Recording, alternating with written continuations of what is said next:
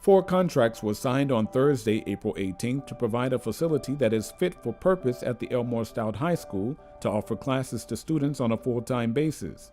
Roy Garraway of Quality Construction Limited, Brian Marshall of Metro Construction Limited, Otley Crabb of Otland Heavy Equipment Limited, and Renaud Gagetoir of Construction Industrial and Equipment, a company out of St. Lucia, collaborating with local contractor Gregory Hodge, signed contracts to have the L-shaped building to be ready for the new school year. The project is expected to be delivered in an accelerated fashion to ensure that the building is ready to receive students in September. The third floor will be constructed by Otland Heavy Equipment Limited for $1,092,472.68.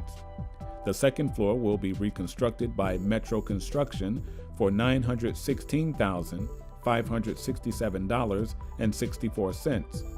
The first floor will be reconstructed by Quality Construction Limited for $941,099.19. The ground floor will be constructed by Construction Industrial and Equipment for $824,459.62. Construction of the building is expected to reach substantial completion by July 31st. Premier and Minister of Finance, Honorable Andrew Foy, said the contract signed signified the importance that government puts on the territory's children and education. He said the ceremony was a testament to leadership. Restoring our education system to at least pre-hurricane levels has been one of the priorities of your government since taking office late February of this year. We immediately went to work on this issue, discussing every challenge, determined to find a way amidst the proverbial debris. We have been very clear from day one that work on this campus of the Elmore Stout High School should be one of the priorities. During our first briefing on the issue, it became clear to me that if we continued with the approach that we inherited, construction here would not have started for another year. But already our children have been disadvantaged for 18 long months, forced into shortened school days and less academic contact time. To add another 12 months to that would have been unconscionable. Premier Foy said government decided to forego the regional funding option through the Caribbean Development Bank, which has its inbuilt preparation time, and use local funding to get the project started to get the children back in the building in September. In addition to the time consideration, it also afforded us the opportunity to be able to engage multiple local contractors who bid for the project, who now get the opportunity to carry one aspect of the rebuilding simultaneously. We are excited about our children getting back here in September 2019, but we are excited about the opportunity to engage the local construction industry and to give local contractors, who I have every confidence in, regardless of their affiliation, because we are a government of inclusion, a piece of the action, as they often say. The Premier said his government's stated goal is to create opportunism and to invest in potential. He said his government has done and will continue to do its part, and he also called on stakeholders to do their part to move the territory forward. Education officials must all ensure that once the building is completed, or while it is being completed, the classrooms have full functionality. In layman terms, don't wait till it's finished to organize what needs to be organized so that school can open in September 2019. The ministers have done their part. And that is to transform here into a worthy place of learning when the students walk through these doors again for the first time in 2 years. We know that we are still a long way from the most ideal condition, but we are one step better than where we were.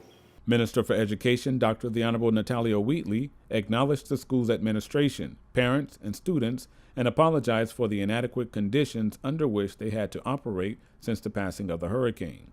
The conditions that are really not fit to walk in and to learn in.